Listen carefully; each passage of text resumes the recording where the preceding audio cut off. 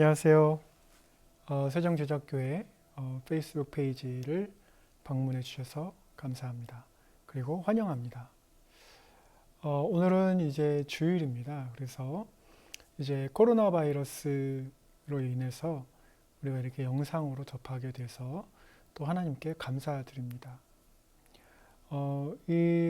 이러한 그 경험해 보지 못했던 어떻게 보면 이제 사회적 거리두기 운동에 참여하면서 한국이 참 건강해지고 있다라는 생각이 듭니다. 우리가 다시 한번 가정을 생각해 보게 되고, 다시 한번 교회를 생각해 보게 되고, 다시 한번 신앙을 생각해 보게 되는 시간이라고 생각을 합니다. 특별히 우리가 이 시간에 생각해 볼 것은 예수님께서 말씀해 주신 마태복음 28장 19절로 20절에 나오는 말씀, 우리가 잘 알고 있는 지상대명령, The Great Commission이라고 알고 있는 이 부분에 관해서 한번 우리가 오늘 생각해 보고자 합니다. 지금 우리는 여러 신앙생활을 해오면서 지난 한국전쟁 이후에 많은 부흥을 경험을 했습니다. 그런데 1997년 IMF 사태로 인해서 사실은 우리 한국교회가 한번 충격을 받은 적이 있습니다.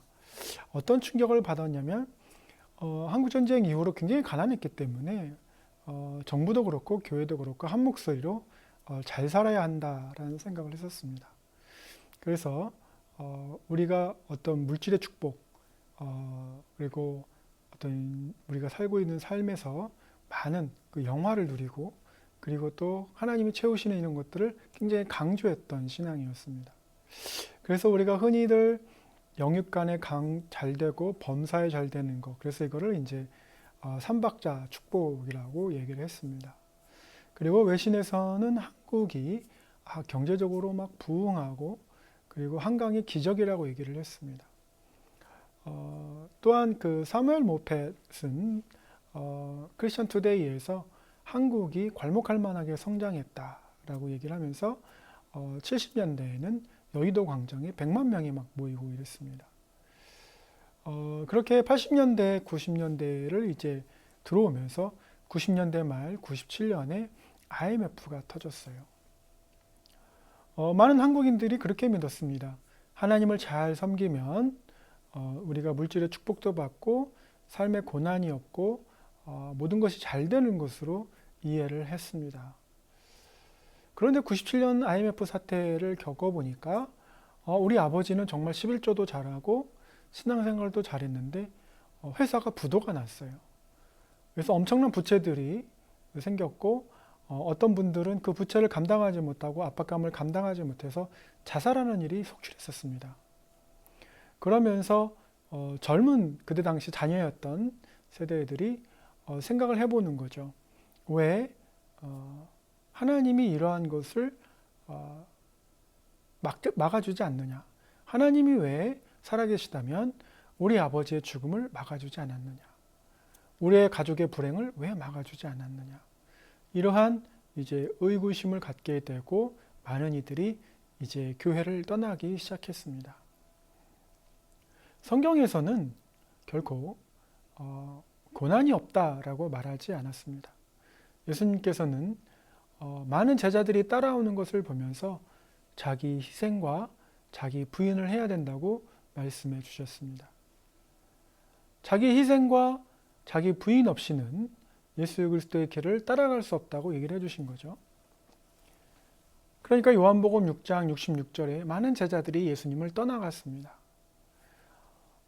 예수님이 오시는 일은 메시아가 오신 일은 이스라엘뿐만 아니라 전 세계적으로 가장 충격적인 역사적 사건입니다.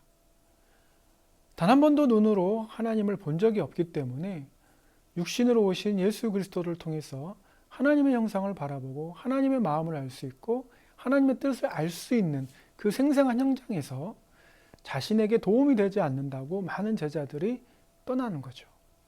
그래서 12 제자들에게 예수님께서 물으셨습니다. 너희도 떠나려느냐? 그러자 베드로가 주께 영상이 있사온데 제가 어디로 가리이까? 라고 말을 합니다.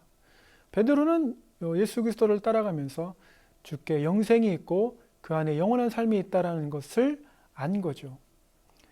그런데 이 아는 것과 또 그 마음속에 심어서 삶의 행위로 나타나는 것은 또 달랐습니다. 왜냐하면 예수님이 십자가에 못 박히셨을 때 베드로는 이제 떠나갔지요. 한국교회가 지금 많은 이 코로나 사태를 겪으면서 두 가지 현상이 나타나고 있습니다. 하나는 기꺼이 사회적 거리를 두면서 예배를 가정에서 드리고 자녀에게 아버지가 말씀을 전하고 어머니가 말씀을 전하고 어머니 아버지가 안 계시다면 가장이 되는 사람이 말씀을 전하는, 즉 두세 사람이 예수 그리스도의 이름으로 모이는 곳에 예수님이 함께 있다라는 말씀을 정확하게 실천하도록 격려하는 거죠. 그래서 하나님께서 우리에게 어떤 은혜를 주시고 어떤 말씀을 주시는지를 직접 경험할 수 있는 귀한 시간이라고 격려하는 교회가 있을 겁니다. 또 한 교회는 그래도 교회에 나와야 되고 몸으로 나와서 하나님께 예배를 드리는 게 맞다라고 주장하는 교회들도 있을 겁니다. 그렇다 보면 이러한 경우에는 나라에서 권고하는 사회적 거리두기는 이제 무시가 되는 거죠. 그리고 일이 터지고 나면, 확진자가 생기고 나면 이제 사회에 사과문을 발표하기에 급급하게 될 겁니다. 그럼 왜 그렇게 되느냐? 그리고 왜 성도들은 교회 건물에 모여야 한다고 생각할까요? 지난 한국전쟁 이후 한국교회가 부흥하면서 그 부흥의 어떤 기반은 바로 파이프라인 교회였다는 것입니다.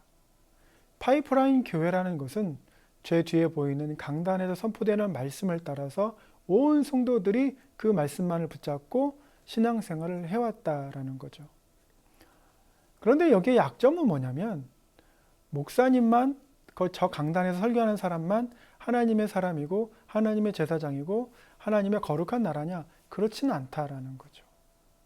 누구든지, 중요한 건 누구든지 예수 그리스도를 믿고 하나님의 말씀을 보고 하나님을 깊이 묵상하면 하나님의 뜻을 알 수 있다라는 거죠. 물론 저 강단 위에서 말씀을 전하고 하나님의 말씀을 선포하면서 권고하는 일은 상당한 훈련이 필요합니다. 그리고 검증되어야 합니다. 만약에 신천지와 같이 이단이 서서 말씀을 전할 때에는 상당한 대가를 치러야 합니다. 그래서 검증하고 또 검증하고 또 공부하고 많은 목사님들이 사투를 벌이면서 말씀에 씨름하고 있는 겁니다. 그렇다고 해서 저 강단에서 선포되는 모든 말씀이 진리일 수는 없습니다. 왜 그러냐면 오직 예수 그리스도만이 진리이기 때문에 그렇습니다.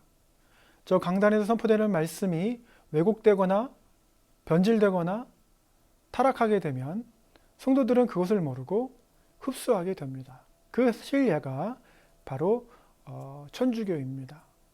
특별히 십자가 전쟁을 할 때에 교황이 정치적인 이유로 인해서 이교도들을 죽이게 되는데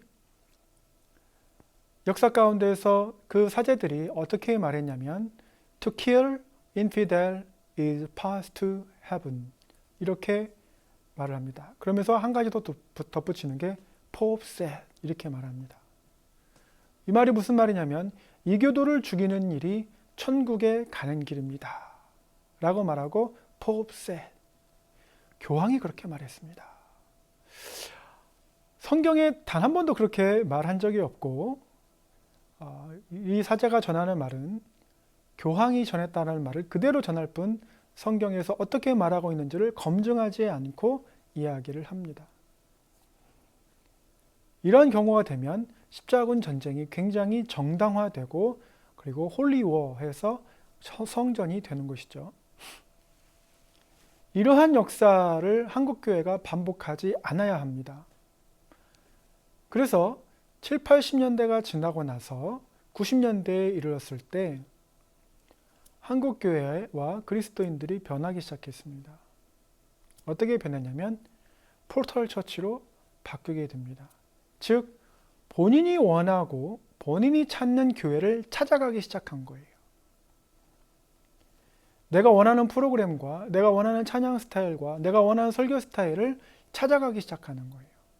그리고 방송 매체는 그러한 구미에 맞춰서 여러 개의 설교 영상들을 이제 인터넷이나 이런 TV에 올리면서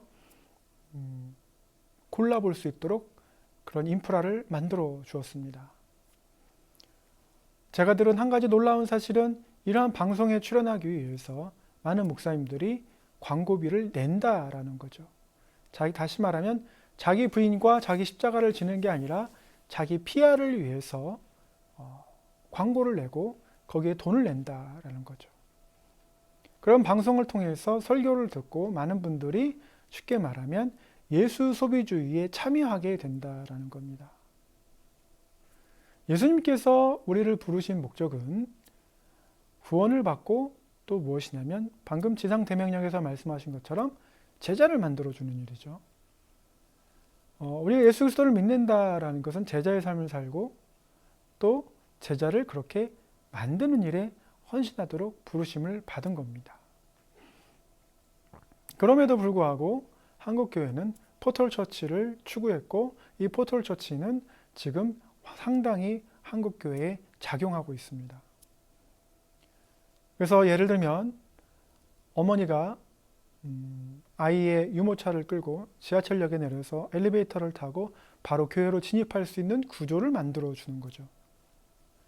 아주 멋있는 성가대와 아주 멋진 조명과 멋진 음향과 멋진 말씀 들으면서 뿌듯해하는 겁니다. 무엇이에요? 내가 이 교회에 속해 있다라는 것을 뿌듯해하는 거죠. 비록 시에서 원상복구 명령을 내리고 그것이 지하에 건설하는 것이 불법이다라고 말할지언정 우리는 이렇게 간다라는 이제 그런 당당함이 있고 어떻게 보면 국가 전체와 사회에 반하는 오만함이 묻어나 있는 겁니다. 어떤 교회는 반드시 사회적 거리를 두고 권고하면서 코로나 바이러스 사태가 진정되기까지 멈춰달라고 얘기하는데 계속해서 모이며 그것이 바로 고난이고 국가가 핍박하는 것이고 박해한다고 생각해서 기어코 2,000명 이상씩 모이는 교회도 있습니다. 만일 이것이 사실이라고 한다면 여전히 파이프라인 또는 포털 처치에 우리는 담겨져 있습니다. 하지만 하나님께서 추구하신 그리고 사도들이 사도행전에서 보여주는 교회의 모델은 플랫폼 처치입니다. 그게 무슨 말이냐면 한 영혼에 성직자에게 매여 있다거나 어떤 장소나 건물에 매여 있는 것이 아니라 바로 예수 그리스도를 따라서 성령의 인도하심을 따라 그 교회가 움직인다라는 거죠. 그 성도들이 하나님의 말씀을 듣고 나아간다라는 거죠. 그래서 사도들이 전 세계로 퍼져가는 이유는 한 곳에 남아있지 않고 복음을 듣지 못한 많은 영혼들한테 나아가서 복음을 전하는 일을 감당하는 겁니다. 사실은 지금 여러분이 가정에서 예배를 드리고 그렇다고 해서 지금 이웃을 초대할 수 있는 것은 아닙니다. 그러나 여러분이 이웃을 위해서 기도할 수 있고 이웃을 위해서 돌볼 수 있고 이웃에게 메시지를 전할 수 있는 좋은 시기이기도 합니다. 한국교회가 지금 21세기에 들어와서 새로운 국면을 맞이하고 있는데요. 하나님께서는 우리에게 말씀하시기를 가서 제자 삼아라 라고 말씀하시는 겁니다. 최근에 아주 멋진 찬양을 하나 들었습니다. 어떤 찬양을 들었냐면 Waymaker라는 찬양입니다. Waymaker, Miracle Worker, Promise Keeper, That is who you are. 하나님은 길을 만드시는 분이시고 하나님은 기적을 일으키시는 분이시고 하나님은 언약을 지키시는 분이시고 그분이 바로 당신 하나님이십니다 라는 찬양이에요. 이거를 보면서 한국교회에게 하나님께서 우리에게 무엇을 말씀하시는지 우리 그리스도인들에게 무엇을 말씀하시는지, 교회를 다니지 않는 분들에게 무엇을 말씀하시는지 명확히 보여주고 있습니다. 누구든지 이러한 어려운 시기에 예수 그리스도의 이름으로 하나님을 부르짖고 자신의 상황에 대해서 하나님께 아뢰면 하나님은 웨이메이커, 길을 만들어 주시는 분이시고, 미라클 워커, 기적을 일으켜 주시는 분이시고, 프로미스 키퍼, 언약을 지켜 주시는 분이시고, 때리지 후유와, 바로 그런 분이 하나님이라는 것이죠. 바로 그런 분이 하나님이시기 때문에 하나님께서 역사하신다는 거죠. Even though you think he is not working, even though you see, you feel he is not working. 하나님이 일하지 않고 하나님께서 역사하지 않는다고 느낄 때에도 never stop working. never stop working. 하나님은 계속해서 일하신다라는 거죠. 그래서 우리 이 시간에는 우리가 하나님 앞에서 어떤 마음을 가져야 되냐면, 하나님 나에게 말씀하십시오. 하나님 나에게 말씀하십시오. 하나님, 내가 보이지 않는데 저의 갈 길을 열어주십시오. 하나님은 미라클 워커이신데 기적을 일으켜 주십시오. 하나님은 프로미스 키퍼인데 하나님께서 그 나에게 약속하신 말씀을 지켜주시고 보여주십시오. 내가 너와 함께 함이니라. 임마누엘이라고 말씀해 주셨잖아요. 임마누엘이라는 말씀 안에 어떤 게 있냐면 메논이라는 어근이 있습니다. 헬라어 메논, 이 어근에는 어떤 의미가 있냐면 한 물체와 다른 물체가 있는데 딱 어떻게 해요? 접착체와 같이 딱 붙어 있는 거예요. 접착체와 같이. 그런데 제자들은 예수님을 따라다닐 때 이렇게 붙어 있었어요. 어떨 때요? 내가 원하면 언제든지 떠날 수 있도록 살짝 공간이 있는 거예요. 완전히 하나는 아니에요.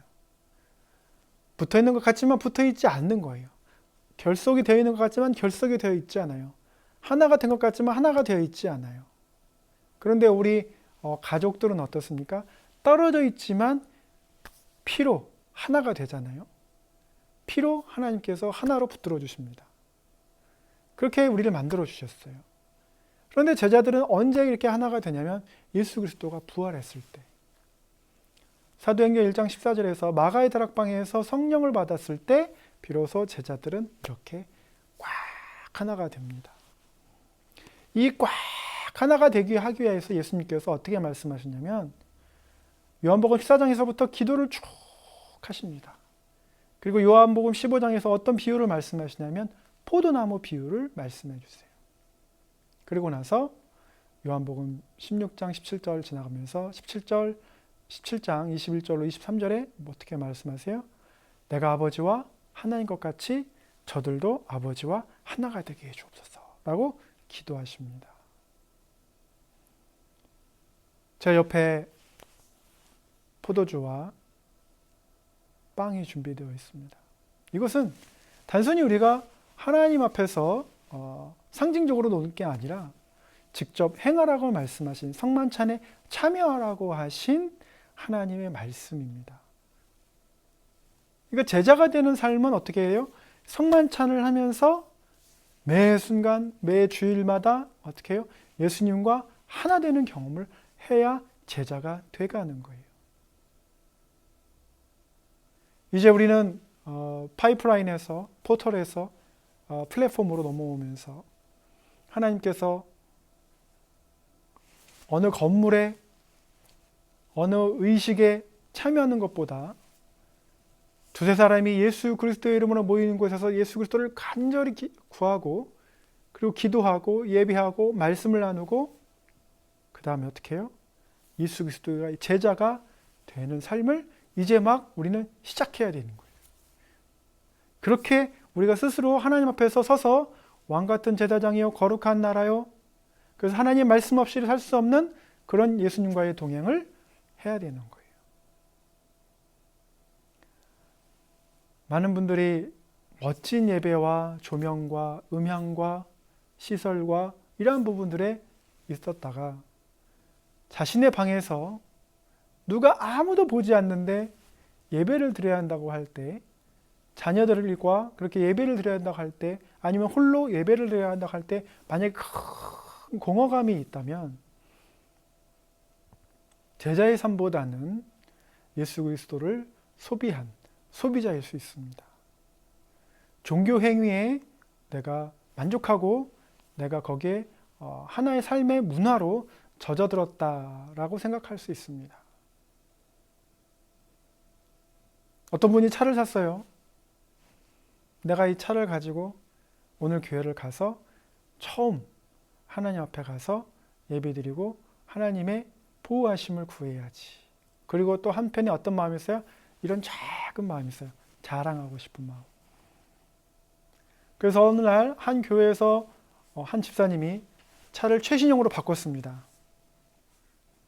그 다음 주에 어떤 집사님이 최신형으로 바꿨고, 그 다음 어떤 집사님이 최신형으로 바꿨고, 어느 장로님이 최신형으로 바꿨어요.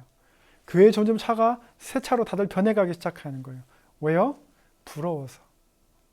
그리고 나도 자랑하고, 그리고 사람들한테 격려받고 싶어서, 집사님 참 하나님 돌보아 주셔서 사업이 잘 되셨고 참 차도 바꾸시고 참 좋습니다. 보기 좋습니다.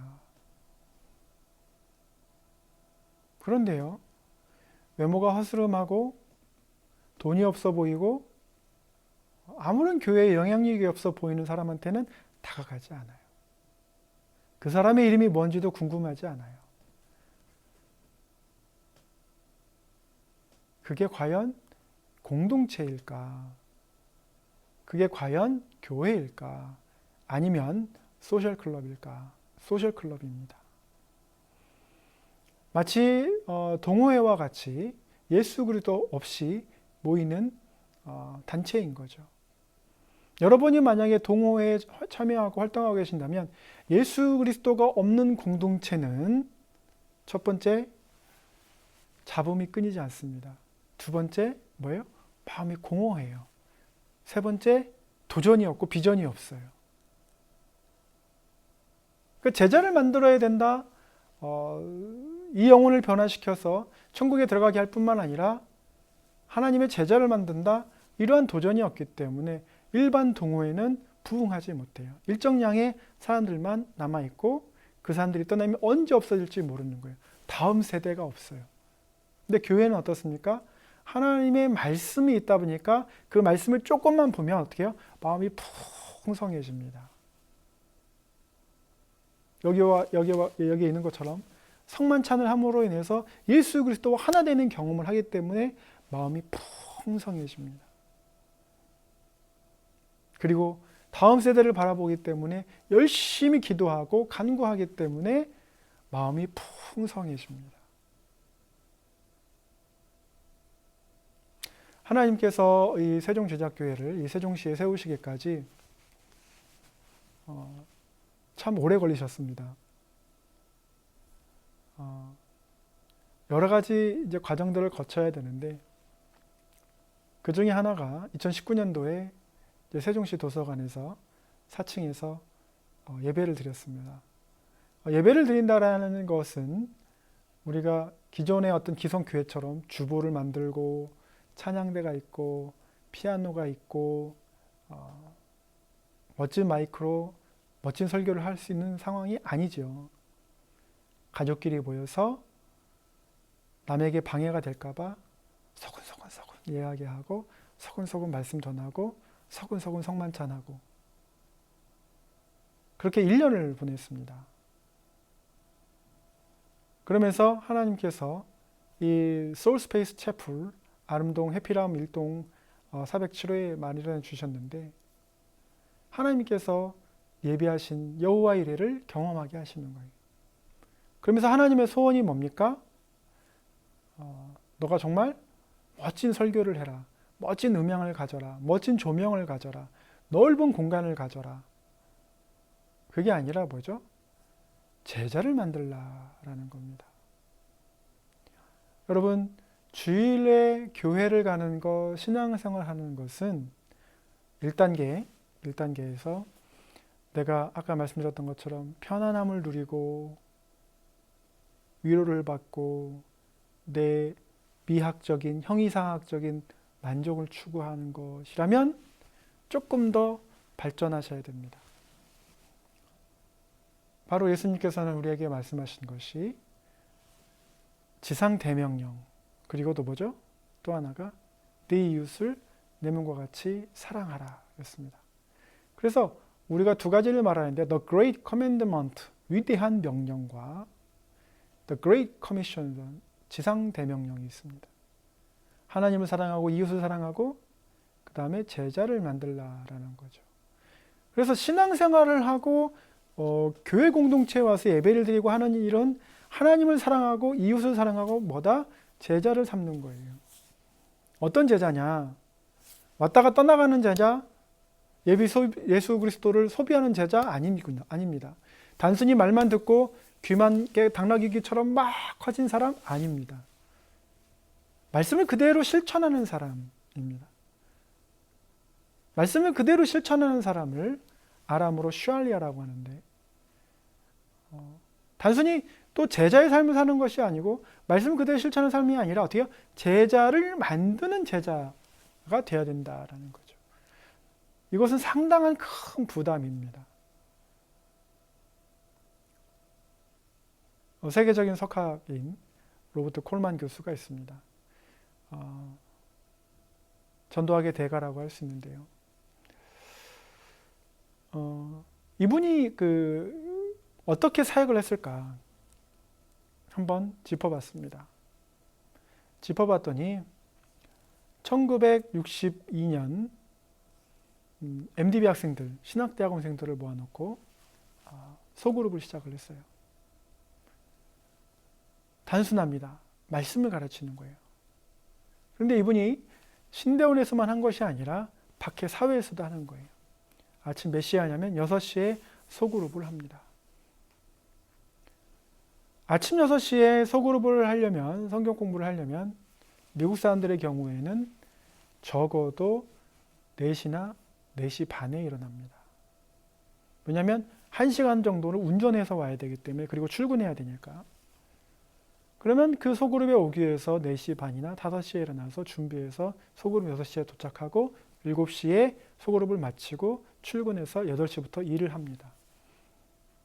그것을 지금까지 해오고 계신 거예요.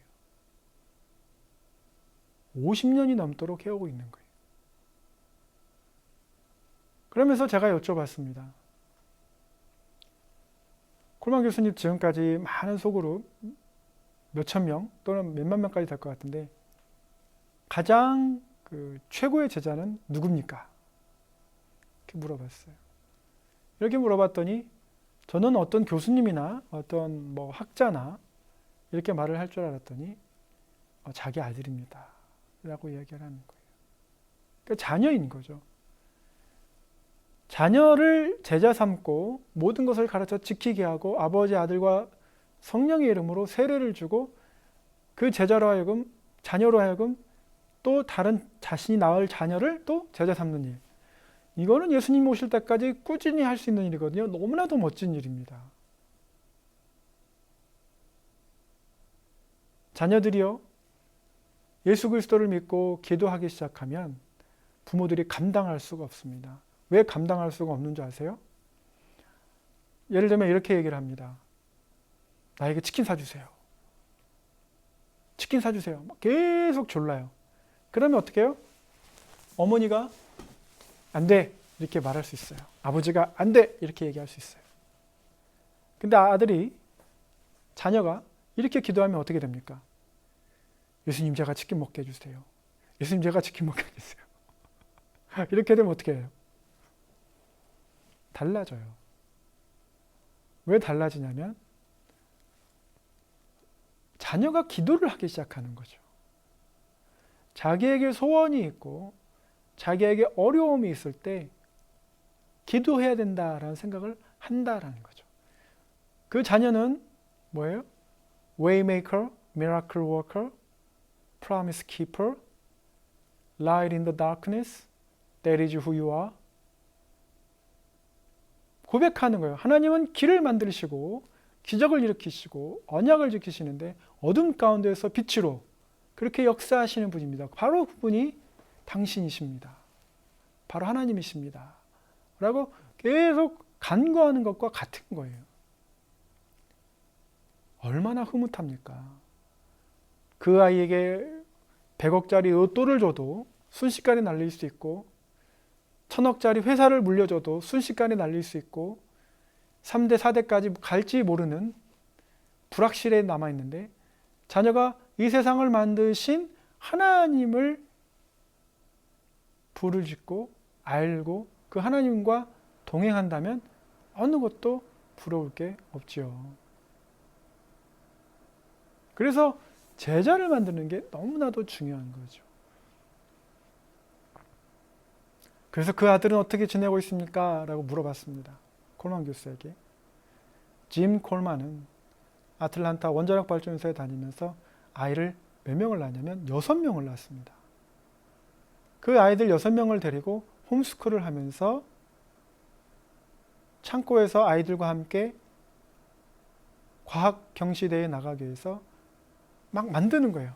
뭔가를 막 만들면서 주 대회 1등도 하고. 그러니까 어떻게 해요?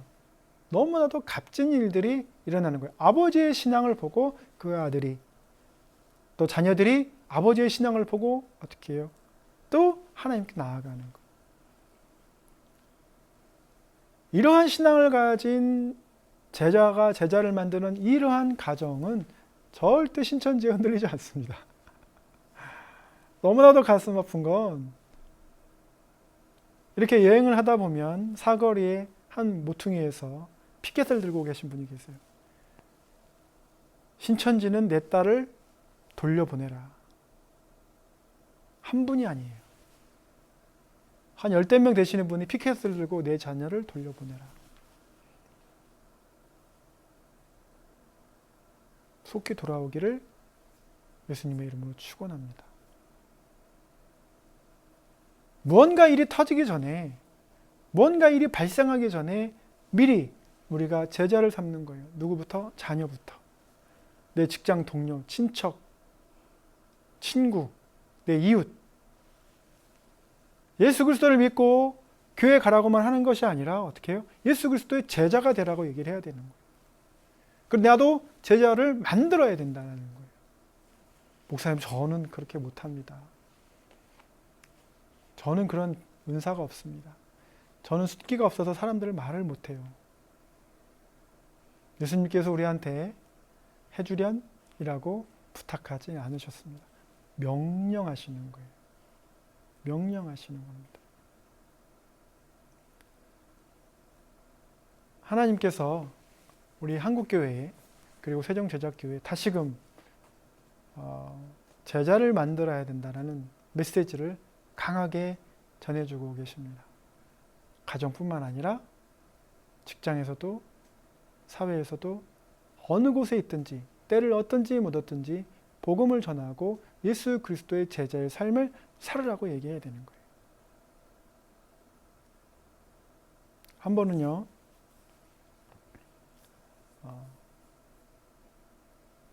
사창가가 있었습니다.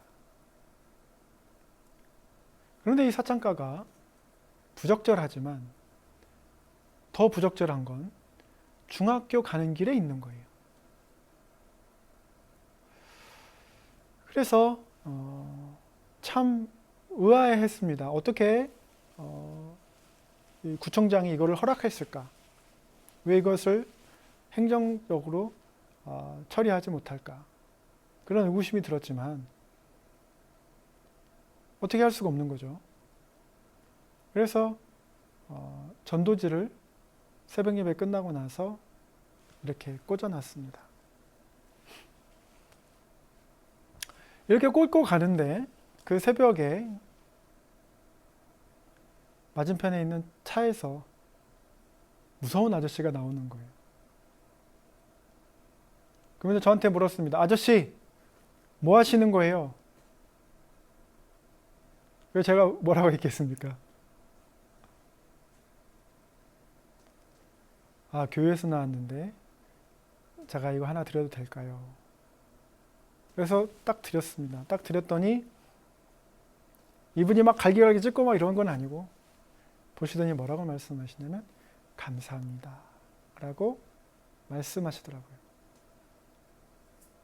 하나님께 참 감사했습니다. 첫 번째, 안 맞은 거 감사하고 두 번째, 조폭이라 할지라도 선한 영향력을 끼치고 좋은 말씀을 전해줄 때는 좋게 받아들인다라는 거죠. 세종시에 와서 지금 비대면 전도를 해야 되는 상황입니다. 무슨 말이냐면 내가 전해주는 전도지 한 장 다가가는 것도 보통 사회적 거리두기 보면 한 2m 얘기하는데 깨는 거잖아요. 그러니까는 사람들을 만나서 대화하는 거, 접촉하는 거, 가까이 가는 거 자제해야죠. 상가들 찾아가면서도 최대한 거리를 두려고 애를 씁니다. 그러다 보니까 복음은 전해야 되겠고 사람은 만날 수 없고, 그래서 비대면 전도를 이제 하는 거죠. 비대면 전도라는 것은 말 그대로 사람을 만나지 않고 복음의 내용의 핵심이 내용이 담겨진 전도지를 이제 나눠드리는 거죠. 그래서 이 아름동 해피라운 바로 옆에 있는 범지개 마을을 찾아갔습니다. 이 주변에 범지개 마을이 이제 상당수가 있기 때문에, 그리고 이제 지하 주차장으로 갔습니다. 지하 주차장에 가서 이 전도지를 이렇게 놓고 있는데 올 게 온 거죠. 누가 오셨겠습니까? 경비 아저씨가 오신 거예요. 경비 아저씨가 오셔서 아저씨 그거 하지 말아요. 에? 뭐 하는 거예요? 그거 하지 말아요. 이렇게 말씀하시더라고요. 그래서 제가 그 경비 아저씨를 찾아가서 인사를 드렸습니다. 그때 경비 아저씨가 말씀하시는 거예요. 이거 아무도 안 본다고. 많이 봐야 한 20% 보고 나머지 다 버리고, 이거 내가 다 주사해야 되는데 이거 하지 말라고. 사람들 싫어한다고. 맞는 말입니다. 맞는 말이에요. 너무나도 맞는 말이고, 저도 막 아파트에 뭐 붙어 있고 막 이런 거 되게 싫어하고, 특별히 막 우편함에 신천지가 뭘 꽂아놓는다든지 증산도가 뭘 꽂아놓는다든지 막 이러면 막 싫어요. 왜 싫냐면 이제 저는 이제 종교가 기독교니까, 그러면서 아마 보시는 분들도 안 믿는 분들 거봐 너도 똑같은 놈이야 이렇게 말씀하실 거예요. 근데 제가 그랬습니다. 아저씨 사실은 맞습니다. 맞고 그런데 지금 신천지를 보면 하나님이 사람들이 그 진리를 몰라서 이단에 빠져가지고 국가적으로 지금 굉장히 어렵습니다. 그랬더니 그 경비 아저씨가 하시는 말씀이 뭐라고 하시냐면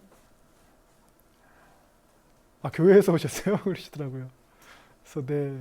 그랬더니 그게 전도지예요? 그래서 네. 그랬더니 경비 아저씨가 말씀하시는 말씀이 저도 교회 다니는데 이렇게 하시는 거예요. 그러니까 교회 다니시는 분들은 제가 뭘 하려는지를 아십니다. 왜냐하면 급박한 거예요. 예수 믿지 않는 분들이 예수 그리스도를 믿고 영혼 구원받는 것뿐만 아니라 제자의 삶으로 죄의 유혹에서 벗어나서 승리하는 삶을 살아야 되는 거예요. 그래서 그 사람이 제자를 만드는 제자가 되어야 되는 거예요. 이게 빨리 이루어져야 되는 거예요. 그렇지 않으면 사단이 우는 사자와 같이 영혼들을 삼키려고 막 돌아다니고 실제로 이단에 빠지게 하고 범죄하게 하고 살인하게 하고 사회를 어둡게 하는 거예요. 국가를 어둡게 하는 거예요. 전 세계를 어둡게 하는 거예요. 그러니까 어떻게 해요? 급박한 거예요. 그랬더니 그 경비 아저씨가 뭐라고 말씀하세요? 알아서 하세요. 그래서 제가 뭐라고 말씀드렸습니까? 그러면 제가 계속 하겠습니다. 제가 왜 이 말씀을 드리냐면 사과를 드리고 싶습니다. 만약에 지금 시청하시는 우리 세종시민 여러분들 가운데 선생님 차 위에 당신 죽어요, 그래도 안 죽어요 라고 전도지가 발견되어 있었다면, 그래서 그것이 굉장히 짜증나고 불쾌하고 불편하게 해드렸다면 정말 죄송합니다. 진심으로 사과드립니다. 하지만 그 메시지는 꼭 보셨으면 좋겠습니다. 왜냐하면 인간에게 한 번 죽는 것은 정해진 것이고 심판은 반드시 이루어집니다. 누군가는 천국에 갈 것이고 누군가는 영원한 지옥에 빠지게 될 겁니다. 하나님께서 우리에게 기회를 주셨습니다. 예수 그리스도를 믿을 수 있는 기회, 제자의 삶을 살 수 있는 기회를 주셨습니다. 그래서 제가 무례를 무릅쓰고 신뢰하면서 안으면서도 차 위에 이렇게 올려놨습니다. 앞으로도 아마 세종시뿐만 아니라 이 지역 전체에 또 다른 도시라도 그럴 수 있습니다. 어떤 할머니가 손주 셋 데리고 가시는데 지하주차장에서 저한테 물어보시더라고요. 그게 뭐예요? 그래서 제가 전도지를 드렸습니다. 세종제자교회에서 나왔습니다. 한번 보시겠어요? 그런데 연세 드신 분이 받으시면 제가 굉장히 당황스러워요. 왜 당황스럽냐면 굵게 천면이 뭐라고 써있냐면 당신 죽어요 이렇게 써 있어요. 나선동에 있는 그 지하주차장 가서 어떤 분한테 드렸는데 노부부가 오시는데 그걸 드렸어요. 당신 죽어요. 기분 나쁘잖아요. 당신이 뭔데? 그런데 다행히도 그 뒤에 뭐라고 써있냐면 그런데 안 죽어요. 이렇게 써 있습니다. 연세가 드셔서 죽음을 기다리고 그렇게 아끼는 손주를 못 볼 순간이 다가오지만 예수 그리스도를 믿고 하나님이 부르시는 그날까지 손주들을 위해서 기도해 주실 수 있어요. 아무개 어떻게 살게 해주십시오. 우리 손주딸 어떻게 살게 해주십시오. 우리 손주한테 어떻게 살게 해주십시오. 하나님이 꼭 붙들어 주셔야 됩니다. 그렇게 살게 해주십시오. 한 번은요, 제가 미국에서 목회할 때 낑깡족이 있었어요. 오렌지족은 아니고 낑깡족이 있었어요.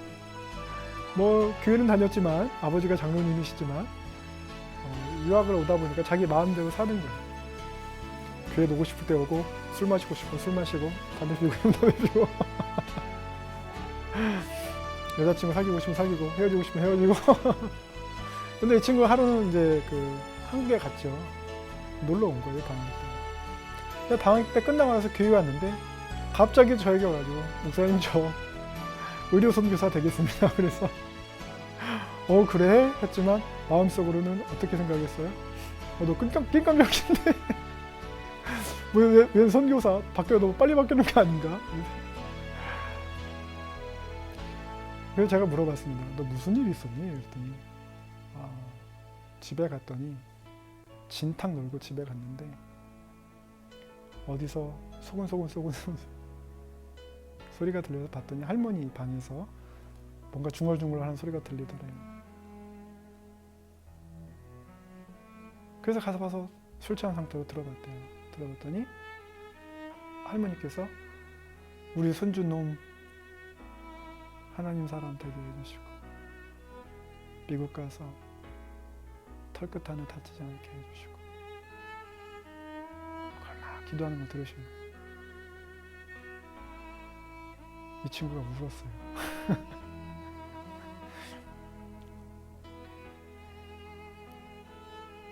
그러니까 그 자녀에게 해줄 수 있는 게 기도밖에 없습니다. 삐죽고 변하고 의료선교사로 가겠다고 치과 대학에 갔습니다. 아버지의 축복을 받는 아이, 아버지의 축복 기도를 받는 아이, 어머니의 축복 기도를 받는 아이.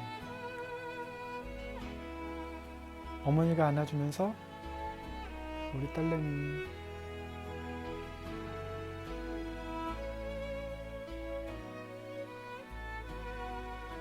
꼭 하나님 사람 되게 해주세요.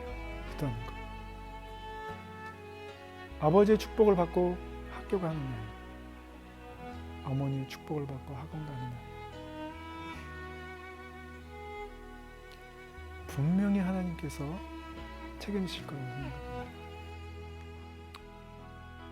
제자를 삼는 제자, 제자를 만드는 제자. 세종제자교회가 추구하는 핵심 가치입니다. 이건 놓칠 수가 없어요. 예수님이 언제 오실지 모릅니다. 언제 오실지 몰라요. 근데 반드시 오시는데 호련히 오시고 그날이 도적같이 올 겁니다. 만약에 예수 그리스도를 믿고 자녀는 예수님이 오실 테니 너도 네 자녀들이 예수 그리스도를 믿고 제자를 살게 해라 라는 말을 끊임없이 하신다면 자녀들은 기억하고 그 말씀을 실천할 겁니다. 그리고 지금도 기도하실 수 있죠. 아버지가 내 자녀의 자녀 또 그 자녀의 자녀들이 예수님 오실 때까지 잘 준비되고 잘 신앙생활하는 좋은 신부로 예수 그리스도 신랑을 맞이하게 해주시고 혹 우리 자손들 중에 삐딱선 타서 하나님께 멀어지려고 하는 놈이 또는 딸이 있거든 하나님 긍을 베풀어 주셔서 꼭 우리 자손들이 다시 하나님께 돌아오게 해주시는 그 은혜를 베풀어 주옵소서 라고 기도하시는 우리 세종 시민들 그리고 대한민국 국민들 되시기를 예수님의 이름으로 간절히 축원합니다. 감사합니다.